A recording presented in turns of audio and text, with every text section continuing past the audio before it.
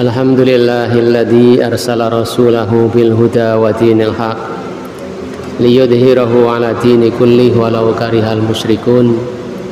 Asyhadu an la ilaha illallah wahdahu la syarikalah wa asyhadu anna Muhammadan abduhu wa rasuluhu la nabiyya ba'dah. Allahumma salli wa sallim wa barik ala nabiyyina Muhammadin wa ala alihi wa ashabihi ajma'in. Bapak-bapak, ibu-ibu, saudara sekalian rahimani wa rahimakumullah.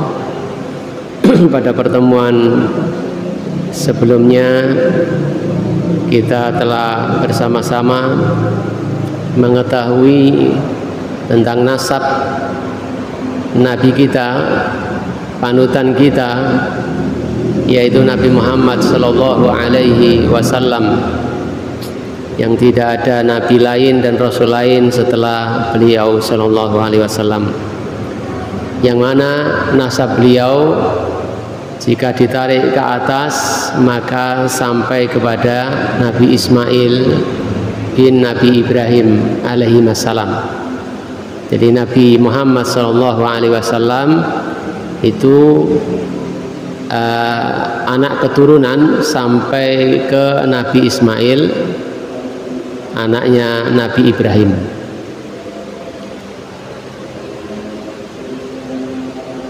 Yang mana Nabi Ismail ini kemudian menikah dengan suku Jurhum, sebagaimana yang kita ceritakan kemarin. Suku yang datang dari negeri Yaman. Karena suatu bencana alam, kemudian suku Jurhum ini keluar dari Yaman mencari tempat penghidupan, dan kemudian didapati di Mekah yang waktu itu masih belum ada penduduknya, ada air, dan itu nampak dari burung-burung yang berterbangan di atasnya ketika dilihat dari jauh. Setelah semakin mendekat, ternyata betul di sana ada air. Di tengah padang pasir itu ada air, yaitu air Zam-Zam, dengan dua orang manusia, yaitu Siti Hajar, istri Nabi Ibrahim alaihissalam, bersama putranya yang masih balita, yaitu Nabi Ismail alaihissalam. Kemudian suku Jurhum ini meminta izin kepada Hajar agar diperkenankan bisa tinggal di sana. Akhirnya mereka bertetangga, dan kemudian Nabi Ismail berkembang menjadi besar dan kemudian menikah dengan kepala anak dari putri dari kepala suku Jurhum ini. Kemudian dari Nabi Ismail itulah kemudian turun-temurun sampai Adnan, sampai Nabi Muhammad sallallahu alaihi wasallam. Bapak-bapak, ibu-ibu dan saudara sekalian dimuliakan oleh Allah Subhanahu wa taala. Adapun ibunya maka ibunya bernama bernama Aminah. Ibunya Nabi Muhammad bernama Aminah bintu Wahab bin Abdi Manaf bin Zuhra bin Kilab. Jadi ketemu nyambung dengan Nabi pada kakek yang kelima dari Nabi Shallallahu Alaihi Wasallam. Jadi Nabi Muhammad punya ayah namanya Abdullah, kemudian Abdullah punya ayah namanya Abdul Muthalib, Abdul Muthalib anaknya Hashim, Hashim anaknya Abdi Manaf, kemudian Abdi Manaf anaknya Qusay, dan Qusay anaknya Kilab. Jadi bertemu pada kakek yang kelima, sama-sama anak keturunan Kilab. Ada seorang yang bernama Kilab, ayahnya Qusay. Qusay ini adalah orang yang mengembalikan kekuasaan kepada kepada kabilahnya, yaitu dari keturunan Jurhum, yang mana selama 500 tahun Mekah itu dikuasai oleh suku dari luar Mekah yang bernama suku Khuza'ah. Sehingga kita mendengar nama Amr bin Luhai al-Khuzai, yaitu diantara tokoh dari suku Khuza'ah, orang yang pertama-tama membawa berhala ya, membawa berhala ke Mekah untuk disembah. Nah, itu nanti di akhirat khususnya akan terburai sebagai hukuman atas perbuatannya. Di mana orang-orang Arab pada waktu itu mereka masih ngugemi agama yang dibawa oleh Nabi Ibrahim dan Nabi Ismail. Tapi kemudian dikuasai oleh suku dari luar, suku Khuza'ah, dan mereka berkuasa sampai 500 tahun. Dan mereka inilah yang membawa penyembahan terhadap berhala ke orang-orang Quraisy di Mekah. Bapak-bapak, ibu-ibu dan saudara sekalian dimuliakan oleh Allah Subhanahu wa taala. Jadi Aminah ini termasuk dari suku Quraisy. Ya, termasuk suku Quraisy, suku yang paling mulia di kalangan orang-orang Mekah pada waktu itu, Mekah dan Madinah, di kalangan Arab. Aminah sendiri keluarganya ada di Madinah. Ya, keluarganya ada di Madinah dari suku Zahra, dari suku Zuhra. Jadi kabilah-kabilah yang ada di Arab waktu itu banyak sekali. Ya, ada Kinana, ada Bani Hashim, yaitu keluarga Nabi Shallallahu Alaihi Wasallam. Ya, Muhammad bin Abdullah bin Abdul Muthalib bin Hashim. Ya. Beliau dikenal sebagai keluarga dari Bani Hashim, anak keturunan Hashim. Hashim ini juga dari Quraisy. Jadi di kalangan orang-orang Arab waktu itu banyak sekali suku-suku, baik yang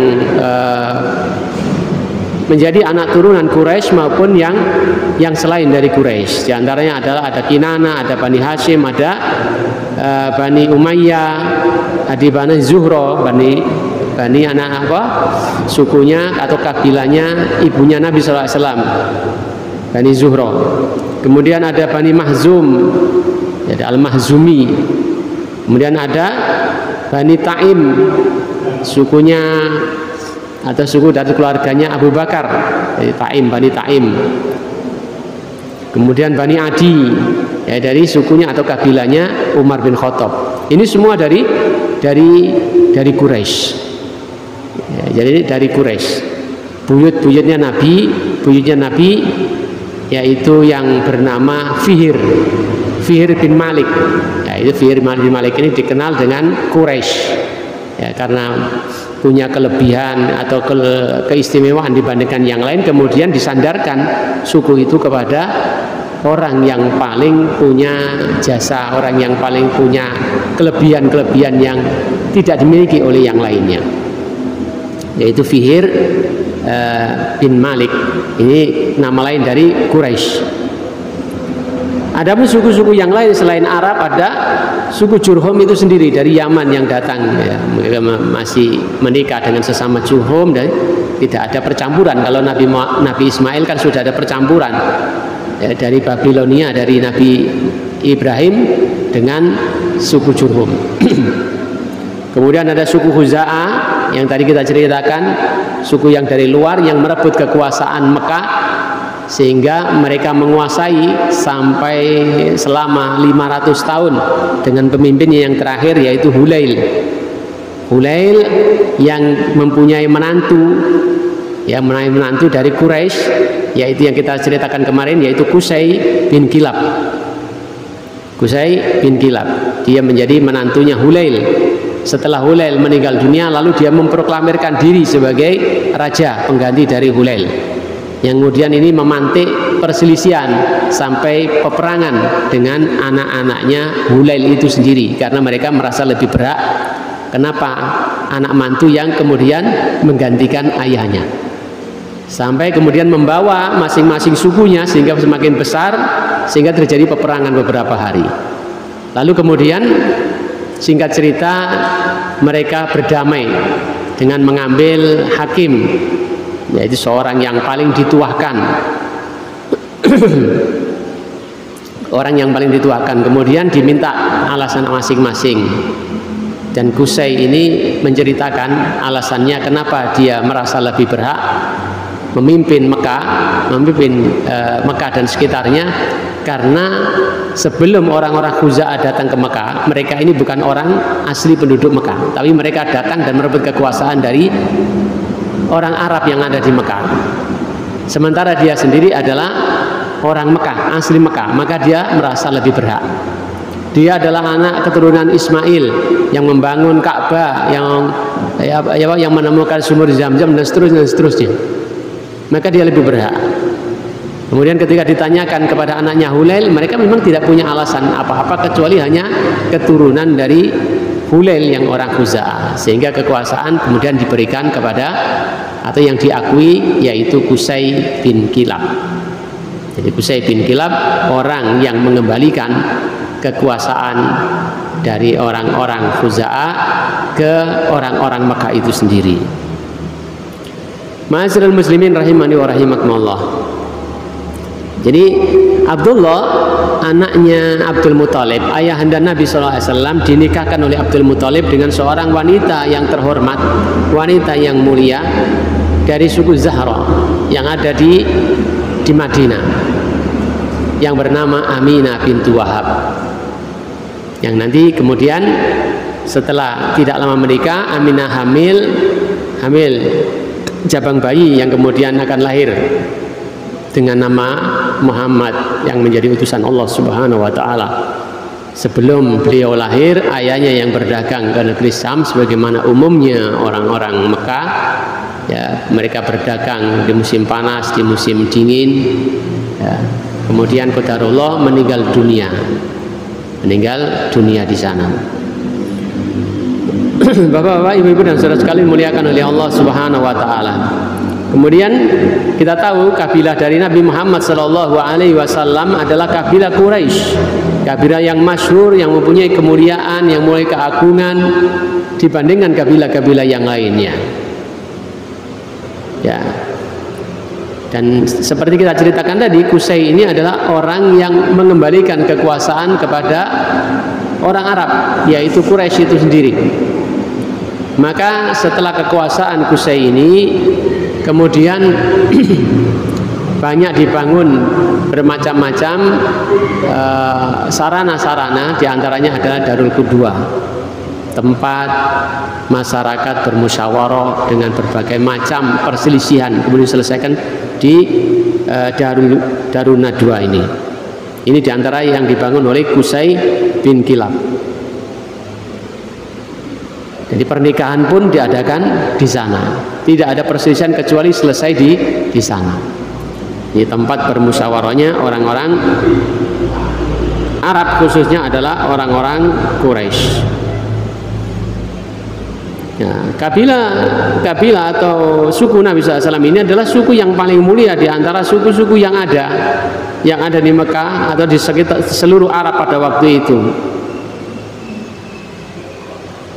yaitu suku Quraisy, yang kemudian dari Quraisy atau Fihr bin Malik itu kemudian melahirkan anak yang bernama Qusay tadi, yang paling terkenal, ya, Qusay bin Malik. Ada juga yang mengatakan An-Nadhr bin Kinanah, wallahu alam. Dan setiap laki-laki dan perempuan dari keturunan Quraisy ini semuanya orang-orang yang mulia, orang-orang yang terpandang. Mereka semua mempunyai kedudukan di tengah masyarakatnya.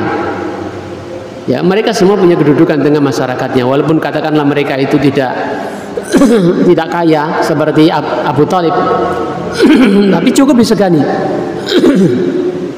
cukup dimuliakan, karena memang dari garis-garis keturunannya memang orang-orang yang mulia, selain juga punya kemuliaan akhlak, ya, yang ada pada mereka itu yang terjaga. Ma'asyiral muslimin rahimani wa rahimakumullah. Nah, di antara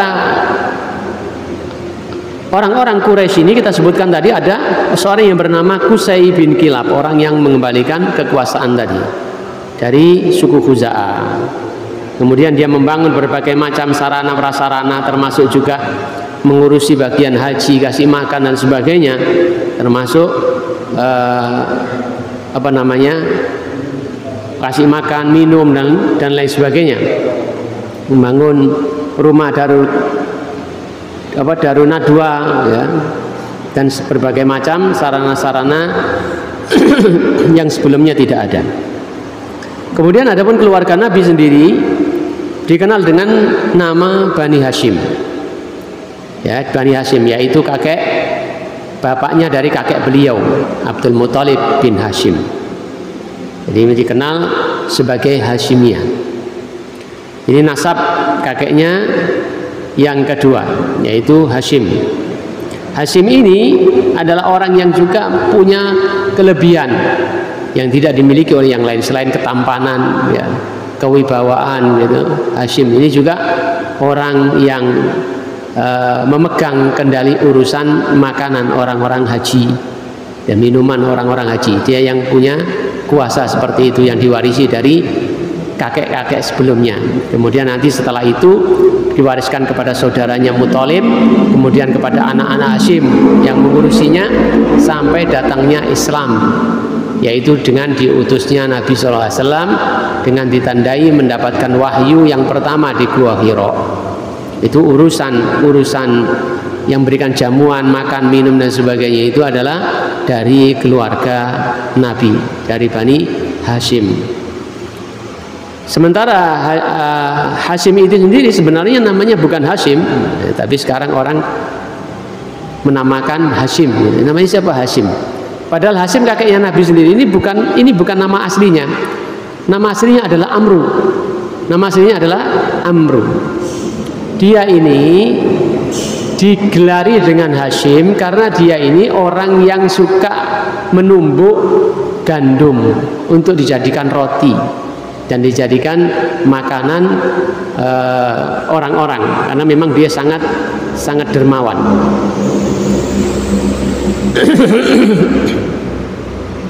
Jadi Hashim ini kakek Nabi ini adalah orang yang sangat dermawan.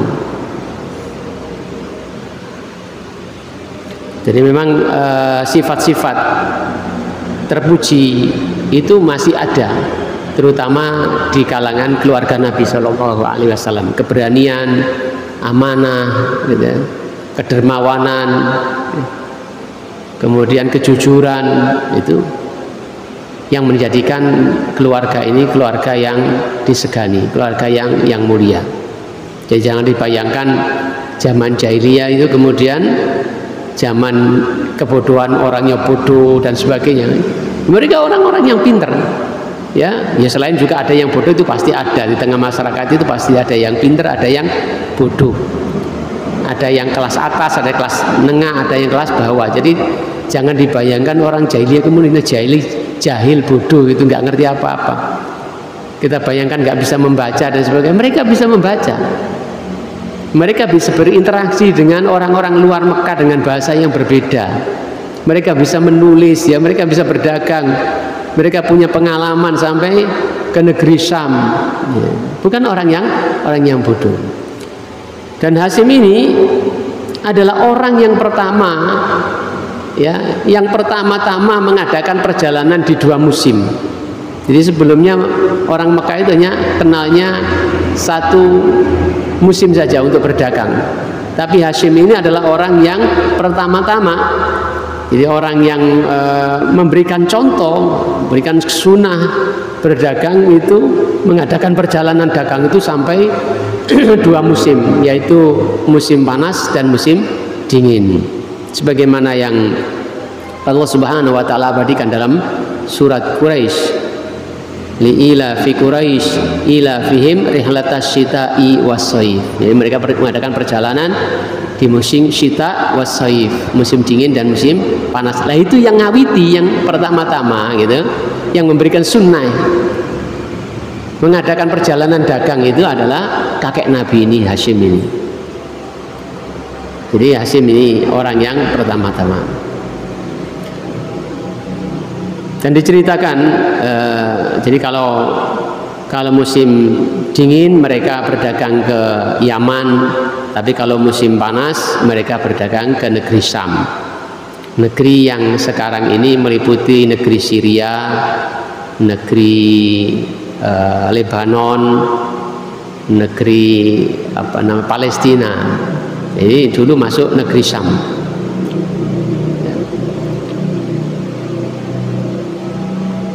Jadi kalau musim dingin Orang-orang kafir Quraisy ini, orang-orang Quraisy ini berdagang ke negeri Yaman, selatannya Mekah.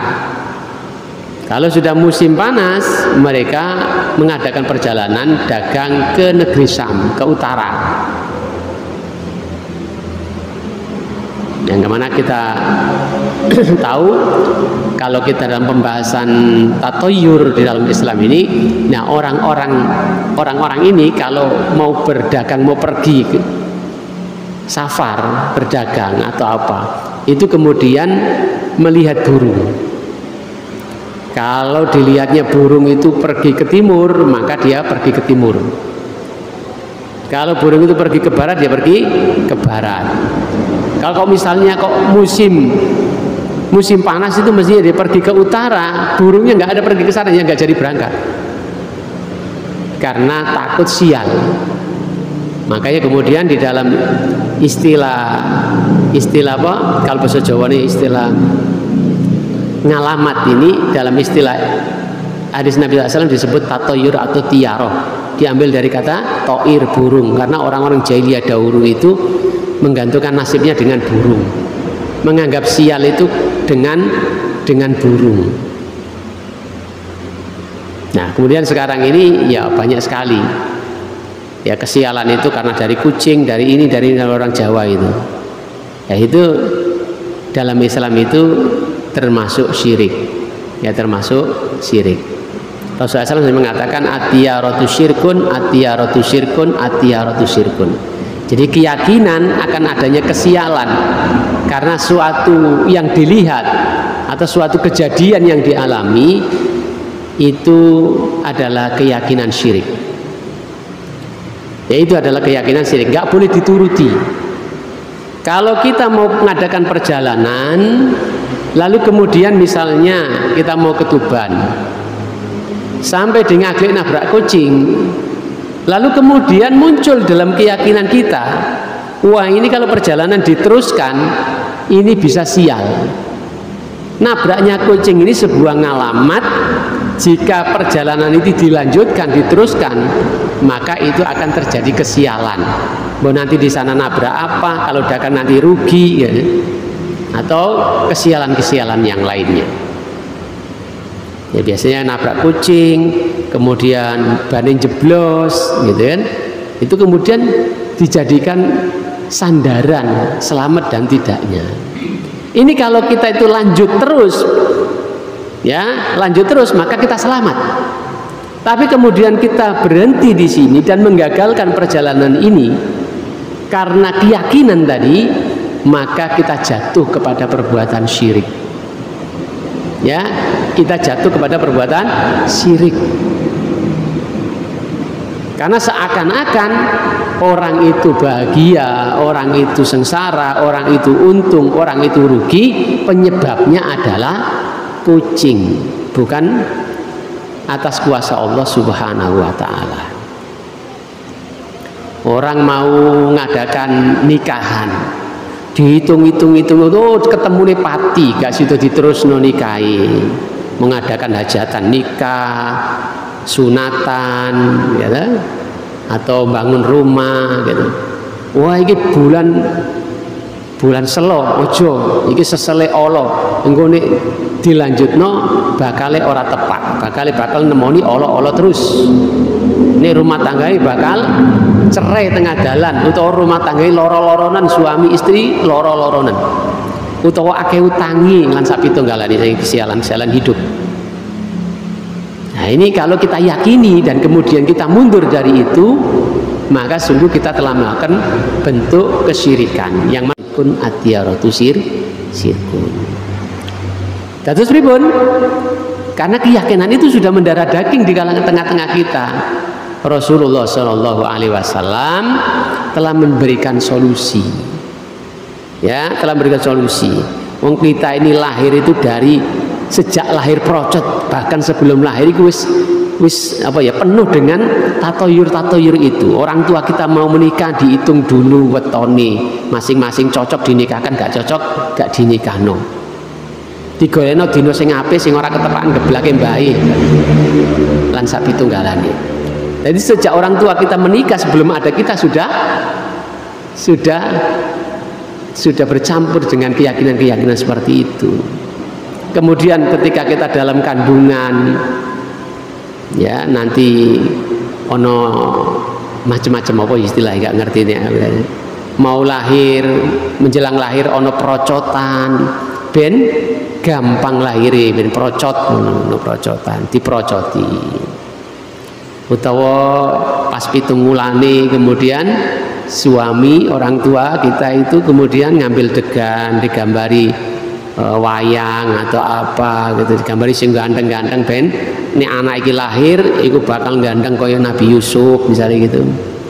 Nanti ketika mau lahir supaya gampang lahir dibukai kabeh jendela, lawang, sorokan bukai kabeh dengan keyakinan ben lahire gampang.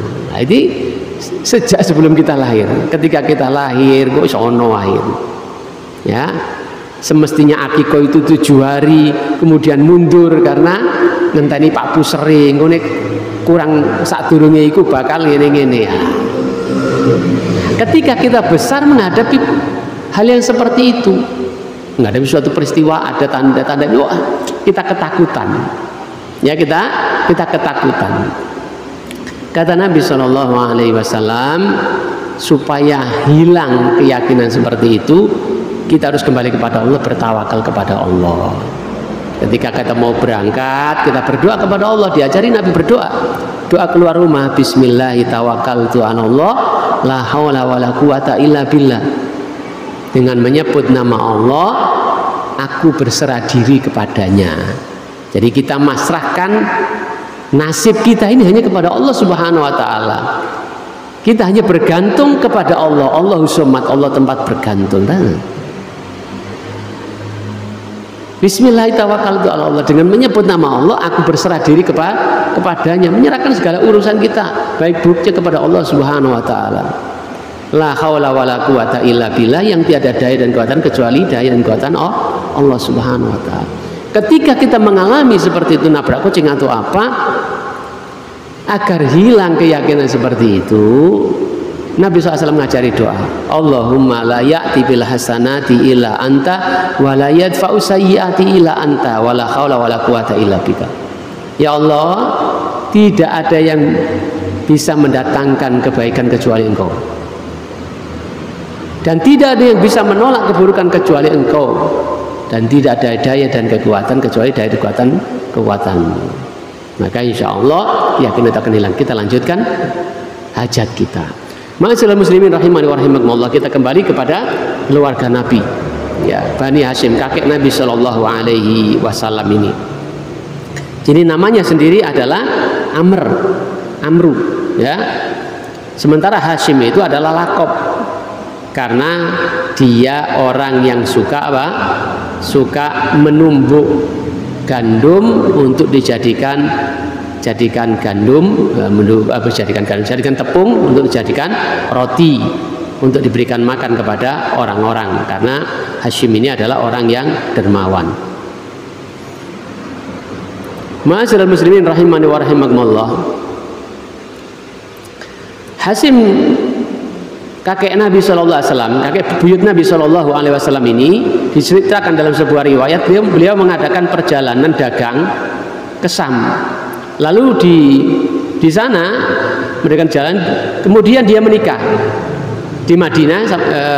Ketika di Madinah dia menikah dengan seorang wanita yang bernama Salmah bin Amr dari Bani Adi bin Najjar. Dia menikah, kemudian tinggal beberapa waktu di sana. Setelah itu dia pergi melanjutkan ke negeri Syam berdagang. Saat istrinya hamil, Hashim ini melanjutkan dagang ke negeri Syam, dan Hashim ini kemudian meninggal dunia di Gaza, Palestina. Jadi buyutnya Nabi Hashim ini atau Amru ini meninggal dunia di daerah Gaza, yang kita tahu sekarang itu banyak dibombardir orang-orang Yahudi itu loh, di Palestina. Itu kakeknya Nabi meninggal dunia di sana, di negeri Palestina. Lalu kemudian setelah kematiannya Hashim itu, Salma istrinya ini melahirkan anak yang kemudian kita kenal dengan nama Abdul Muthalib. Namanya sendiri adalah Syaibah. Dikasih nama Syaibah karena rambutnya putih, ya beruban. Jadi kakek Nabi itu namanya Syaibah. Dia tinggal bersama keluarga ibunya, paman-paman dari ibunya. Tidak diketahui, tidak kenal paman-pamannya yang ada di Mekah. Sampai beliau umur 7 tahun atau 8 tahun, kemudian baru diketahui. Dan kemudian diajak ke Mekah oleh pamannya yang bernama Thalib. Jadi saudaranya Hashim. Thalib ini orang yang terkenal, setiap kali dia mengadakan perjalanan, pulang-pulang itu membawa budak, membeli budak. Orang yang suka membeli budak. Ketika dia pulang sampai di Mekah dengan membonceng keponakannya yaitu Syaibah, maka orang menyangka bahwasanya Syaibah itu adalah budaknya Thalib ini. Makanya kemudian dipanggil Abdul Muthalib. Dan kemudian nama itu lebih terkenal daripada namanya sendiri. Jadi Thalib ini ketika di Madinah, dia tahu bahwasanya saudaranya itu punya anak yang bernama Syaibah, lalu meminta kepada ibunya untuk dibawa ke Mekah. Wah, ini anak ini kalau tinggal di Madinah ini kurang bisa berkembang. Ini anaknya tokoh ini, tokoh Quraisy ini. Ya, ini sebaiknya saya bawa pulang ke Mekah. Oleh ibunya digandoli anak siji-siji ini.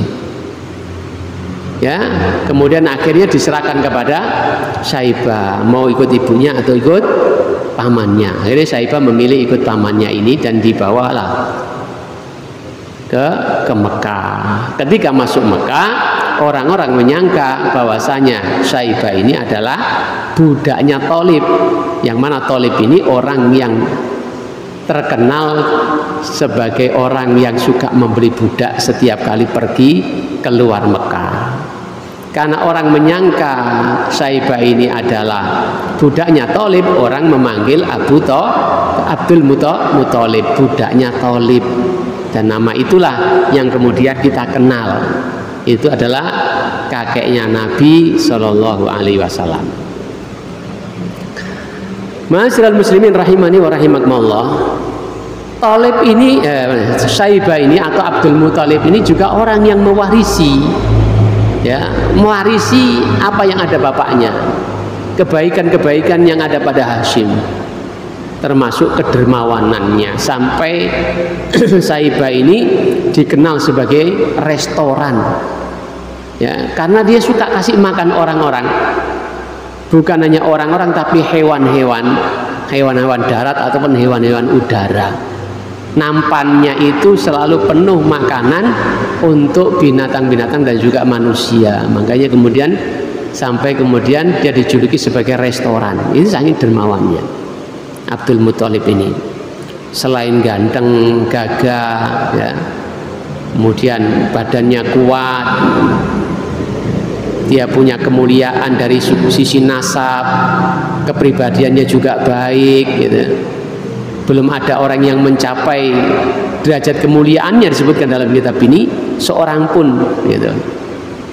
Dia adalah tuan dari suku Quraisy, penguasa Mekah, ya, penguasa Mekah. Selain itu adalah kedermawanannya tadi, sampai kemudian dia ini dinamai dengan restoran atau rumah makan. Saking dermawannya, bukan hanya orang-orang miskin yang mendapatkan manfaat dari kedermawanannya, tapi juga binatang-binatang yang ada di bukit-bukit, ya, binatang-binatang yang ada di daratan, semua merasakan ini. Dan Abdul Muthalib inilah orang yang menemukan kembali Zam-Zam. Jadi ketika Mekah itu diserang suku Khuza'ah, dikuasai oleh suku Khuza'ah, air Zam-Zam yang merupakan sumber mata air orang-orang Mekah waktu itu terus ditimbun sama orang-orang Jurhum. Jadi selama 500 tahun itu dalam kekuasaan orang-orang Khuza'ah itu, orang-orang Mekah itu mendatangkan air dari luar Mekah.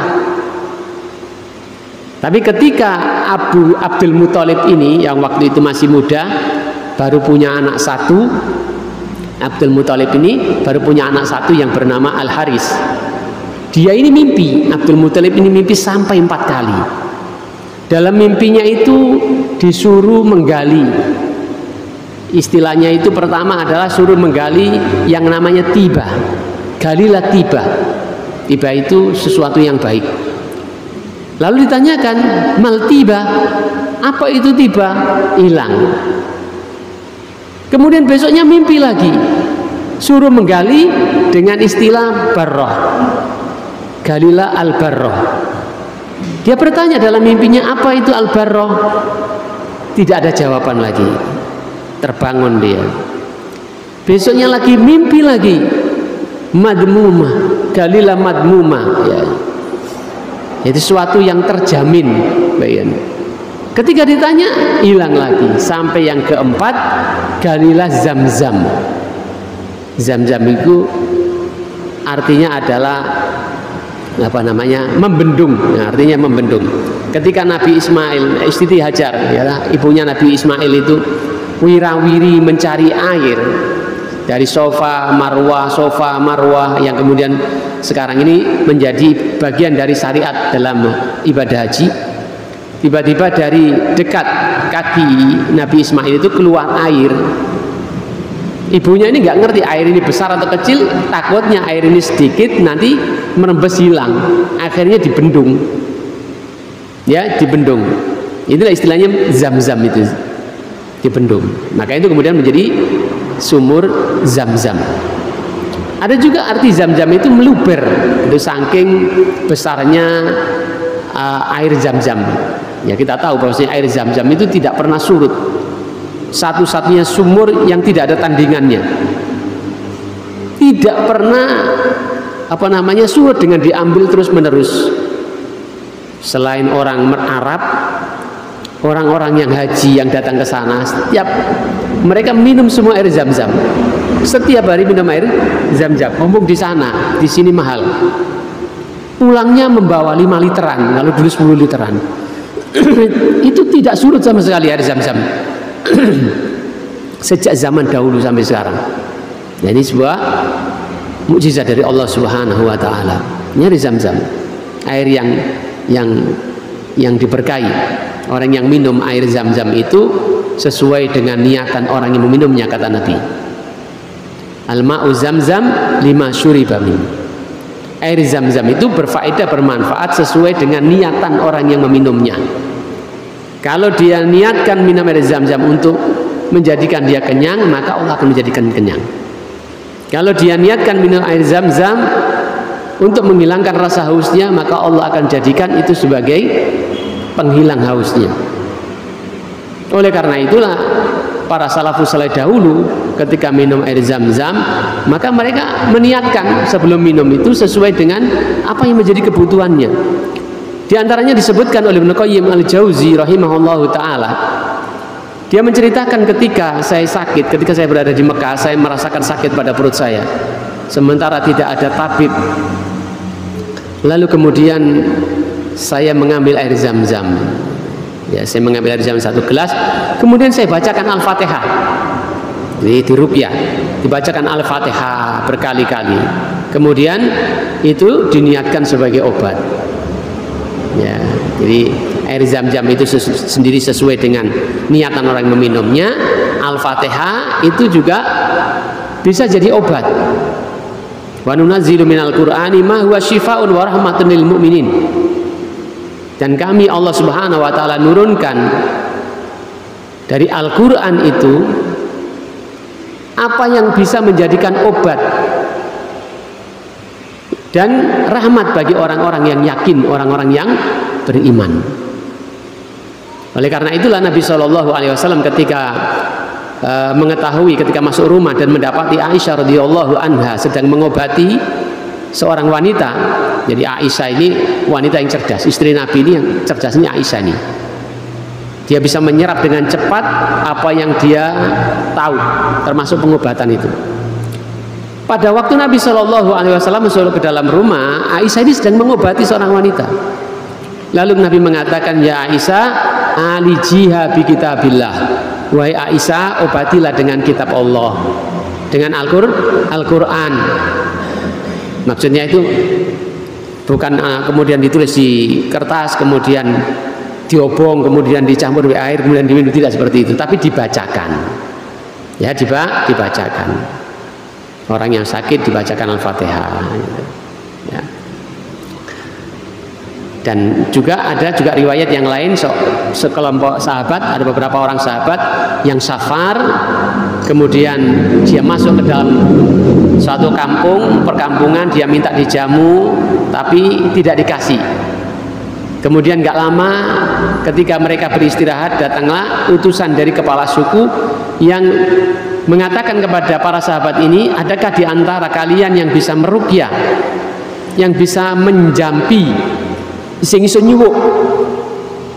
Lalu sahabat ini mengatakan, apa upahnya kalau saya bisa menyuwuk kepala sukumu yang tersengat binatang berbisa? Nanti kami hadiahi kambing.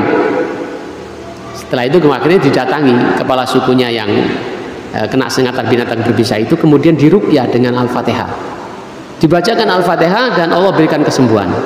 Lalu diberilah hadiah mereka ini kambing sebagaimana awal mula perjanjiannya begitu.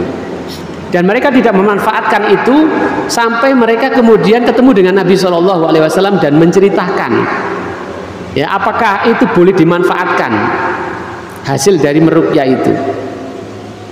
Ketika diceritakan apa yang mereka lakukan itu, Nabi SAW sambil tersenyum mengatakan, dari mana kalian tahu kalau Al-Fatihah itu bisa untuk nyuwuk, bisa untuk meruqyah? Silakan dimanfaatkan dan berilah aku bagian, kata Nabi sambil tersenyum. Ya, jadi bukan hanya Al-Fatihah, tentu ayat-ayat yang lainnya juga bisa dipakai, tapi ini diantaranya. Jadi Ibnu Qayyim Al-Jauzi mengambil air Zam-Zam yang kemudian dibacakan Al-Fatihah dan diminum, dan Allah berikan kesembuhan. Kata Ibnu Qayyim, maka pengalaman ini saya sampaikan kepada orang-orang, dan banyak di antara mereka yang mendapatkan manfaat dari mempraktekkan seperti ini, mengambil air Zam-Zam kemudian dibacakan Al-Fatihah. Berapa kali ya terserah. Ya, agama tidak menentukan berapa kalinya gitu. Ya, terserah kita. Ini sifatnya mutlak. Ma'asyiral muslimin rahimani wa rahimakumullah, orang yang pertama menemukan air Zam-Zam setelah ditimbun oleh suku Jurhum saat Mekah dikuasai oleh suku Khuza'ah sampai 500 tahun, sehingga orang-orang Mekah tidak mendapatkan air kecuali dari luar Mekah. Maka ketika Abdul Muthalib, kakeknya Nabi SAW yang waktu itu masih muda, masih punya anak satu yang bernama Haris, dia mendapatkan mimpi berturut-turut sampai 4 kali. Kemudian yang keempat itu detail tanda-tandanya air Zam-Zam itu di mana yang harus digali. Di antaranya adalah ada yang darah yang berbusa campur dengan pasir, kemudian ada burung gagak yang warnanya putih, kemudian dekat sarang semut.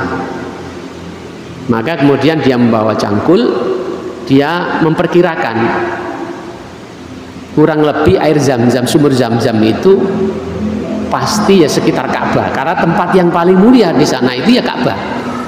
Paling tidak jauh dari situ. Lalu dia amati orang-orang sana. Yang kebetulan pada waktu itu ada orang yang menyembelih di antara rukun Yamani dan Hajar Aswad, nyembelih binatang. Dan kemudian darahnya itu mengalir. Kemudian di sana kayak ada berbusa-busa gitu. Kata Abdul Muthalib, jangan-jangan di sana itu. Kemudian setelah itu datang burung gagak yang berwarna putih. Jadi ada banyak burung gagak, kemudian ada yang warna putih. Yang umumnya burung gagak itu warnanya hitam. Tanda yang kedua. Kemudian setelah itu didekati ternyata Abdul Muthalib digigit semut, dan dilihat di sana ada sarang semut. Akhirnya disitulah digali oleh Abdul Muthalib, dan dia meminta kepada Al Haris agar menjaganya, agar orang tidak ngeriwui ketika dia menggali tanah itu. Orang-orang bertanya, apa yang kamu lakukan? Kenapa gali-gali? kemudian dialihkan oleh Al-Haris anaknya Abdul Muthalib ini. Ada juga nih orang yang mencibir, namanya orang banyak. Kelaupo gitu, gak digawe gitu. Iya, gak di penggawean, gali-gali opo gitu. Sampai kemudian muncratlah air dari tanah, yaitu air Zam-Zam itu. Ketika cangkulnya itu sampai kepada mulut dari sumur Zam-Zam, maka mengalirlah air, muncrat air itu. Baru orang-orang baru ngeh. Lalu mereka pada datang. Wahai Abdul Muthalib, ini milik kita bersama, katanya. Loh kok enak tenan, aku sing gali, sing ngipi kok sampeyan gitu. Tidak, ini milikku. Wong saya yang gali, saya ini. Iki piye iki? Nah. Ya akhirnya otot-ototan, akhirnya gini aja, kita cari penengah. Karena kata mereka merasa lebih berat juga. Ini milik kita bersama gitu. Saya ada di sini, saya juga orang sini. Kata Abdul Muthalib, nggak bisa. Saya yang gali, sama nggak gali. Saya yang ngimpi berturut-turut. Ya, nggak bisa. Ini milik saya. Akhirnya otot-ototan. Lalu kemudian diambil jalan tengah, penengah. Jadi datang ke orang yang dituakan. Dan pada waktu itu orang yang paling disegani dan yang selalu dijadikan pemutus sebuah perkara itu dukun. Itu dukun. Jadi kalau dukun itu orang-orang jahiliyah itu senang karena dukun itu suka menolong. Tapi kalau tukang sihir mereka benci karena suka menyakiti. Dan ini bukan maksudnya bukan panjenengan itu boleh datang ke dukun. Datang ke dukun tetap nggak boleh. Yang namanya dukun itu orang yang mengaku atau memproklamirkan dirinya mengetahui perkara-perkara yang gaib, perkara yang belum terjadi, ngerti sakdurunge winara. Nah, itu ciri dukun. Ya, ciri dukun itu seperti itu. Orang yang memproklamirkan dirinya mengetahui perkara yang gaib. Jadi kalau jenengan kok ujuk-ujuk kok ngerti sakdurunge winara, nah, jenengan harus hati-hati. Jangan-jangan itu adalah tipu daya setan. Bapak-bapak, ibu-ibu dan saudara sekalian dimuliakan oleh Allah Subhanahu wa taala, karena sudah manjing Isya, ya kita cukupkan sampai di sini dulu. Insya Allah pada pertemuan berikutnya bisa kita lanjutkan tentang air Zam-Zam ini. Kita tutup dengan doa kafaratul majelis. Subhanakallahumma wa bihamdika asyhadu an la ilaha illa anta astaghfiruka wa atubu ilaik. Assalamualaikum warahmatullahi wabarakatuh.